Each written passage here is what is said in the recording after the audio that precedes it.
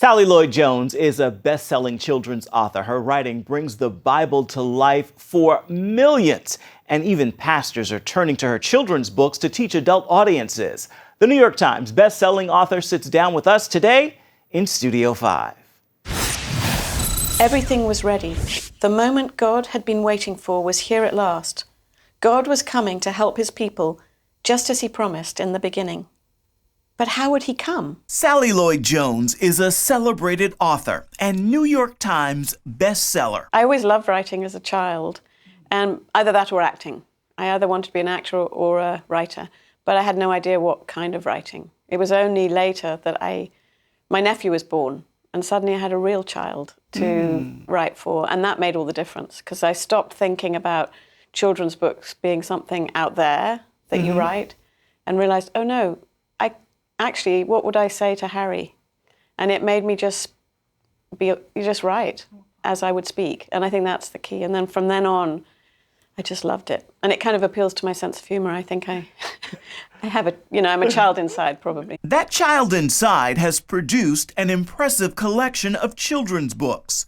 They manage to grab the attention of children, even in the age of video games and other gadgets.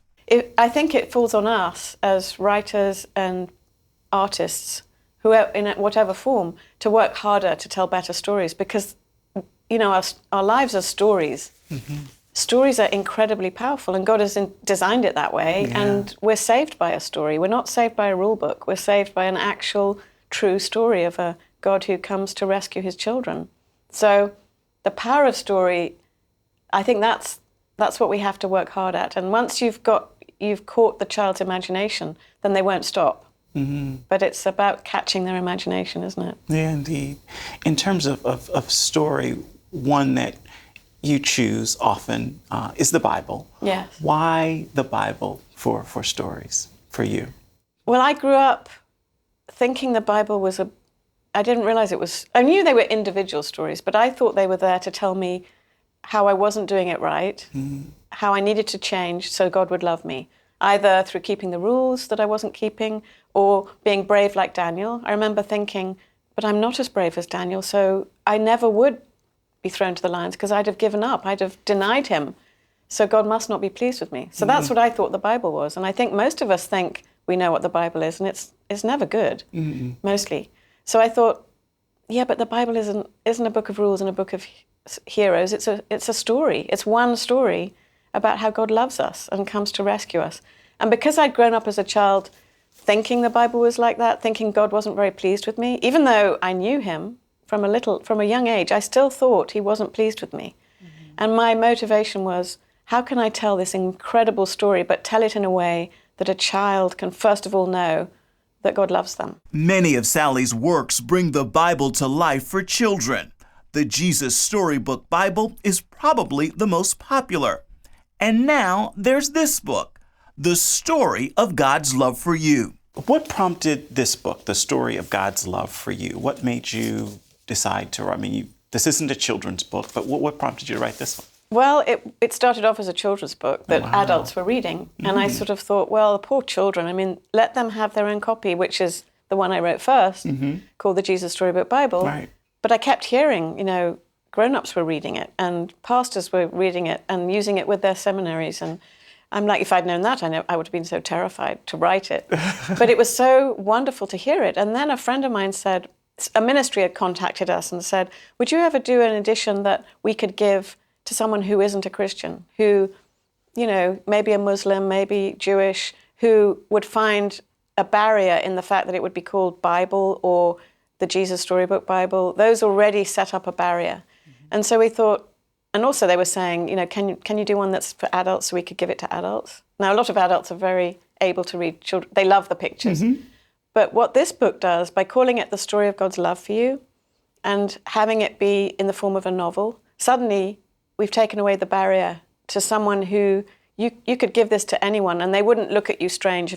Because if you give them a children's book, what I found is they'll give it to their children. They may not read it, but this is for them. So we wanted to make it so that God's love could come through to anyone. Because I think any good book should take away the barriers to the story. And I feel like this removes the last barriers, and hopefully will reach a whole other group of people who desperately need to know that God loves them. And this is the story of how, like you said, the never stopping, never giving up, unbreaking, always and forever love for them. What do your young readers tell you when they get to talk to Sally? Oh, that's so sweet. I mean, it's the best bosses in all the world I work for. And so they'll come up to me, and often it'll be like a little boy, say, coming up with the Jesus Storybook Bible with this look in his eyes. And they'll say, I love the Bible. And I'm like, oh, what more could you want? I mean, it's Jesus Storybook Bible is not the Bible. It's the story of the Bible in a form that a child can hear that will lead them to the Bible. But when I see them say that, I'm like, my prayer was that they would meet Jesus in the pages of the book, and that's the look on their face. They've met the hero, and that you couldn't ask for more than that. And then occasionally I'll have question and answers with children. And one time, I was born in Africa, so one of the ways I like to break the ice is I don't tell them I was born in Africa. I just say, so can anyone guess where I'm from? And they're so sweet. These are little ones. They'll go, you're from Queens or Louisiana or Kentucky. And I'm like, and then I realized they want you to be from where they're from. One time they weren't getting at all where I was from. I mean, where I was born, that's what I'm asking. So I said, so I'm from England, but where was I born? And then they guessed London. One time these children were not getting it at all, and a teacher just felt like she had to help them. So she said, now children, I'll give you a clue. Sally was born somewhere that's very hot, that has giraffes and lions, she said helpfully. And then this little girl put her hand up, a zoo?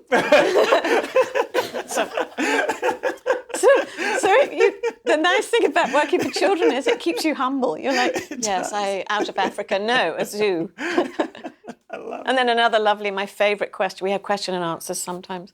One time I read this whole book, and at the end this little girl I said, have anyone got any questions? And she put her hand up and went, I love you. And you were like, oh, okay, could you get a better job than I have? I don't think so. So sweet. It is indeed sweet. And tonight, you can join a live Twitter chat and Periscope with Sally. CBN News is sitting down with her, and you can join us at 8:30 Eastern Time. Check us out at cbnnews.com and all of our social media connections to participate and to learn the secrets of being a best-selling Christian author.